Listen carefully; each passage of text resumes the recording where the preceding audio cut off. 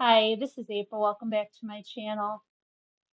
I've been thinking about the teachings of Jesus in the book of Matthew about not worrying, and I have generally fallen short on this point.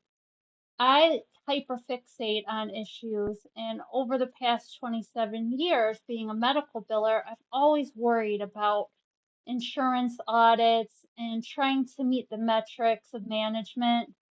But over the past year, after losing my job, I realized that all of those nights spent worrying really didn't add a single hour to my life.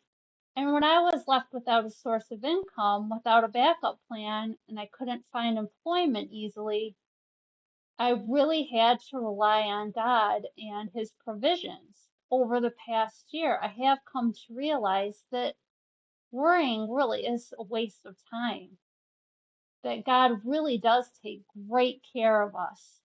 I want to go ahead and read to you right from the book of Matthew so you can hear it for yourself in case you're not familiar with what Jesus says. So, this is what Jesus had to say about it in Matthew chapter 6, verses 25 through 34. Therefore, I tell you, do not worry about your life, what you will eat or drink, or about your body, what you will wear. Is not life more than food, and the body more than clothes? Look at the birds of the air. They do not sow or reap or store away in barns, and yet your heavenly Father feeds them. Are you not much more valuable than they? Can any one of you, by worrying, add a single hour to your life? And why do you worry about clothes? See how the flowers of the field grow. They do not labor or spin. Yet I tell you, not even Solomon in all his splendor was dressed like one of these. If that is how God clothes the grass of the field, which is here today and tomorrow is thrown into the fire, will he not much more clothe you, you of little faith? So do not worry, saying, what shall we eat? Or what shall we drink? Or what shall we wear? For the pagans run after all of these things, and your heavenly Father knows that you need them. But seek first his kingdom and his righteousness, and all these things will be given to you as well. Therefore, do not worry about tomorrow, for tomorrow will worry about itself.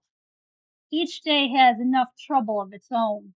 I'm not sure if you know this about me, but I really enjoy bird photography, and I've never been able to get a picture of a blue jay. And the other weekend, I asked God before I went out if there was any way that He could let me see a blue jay.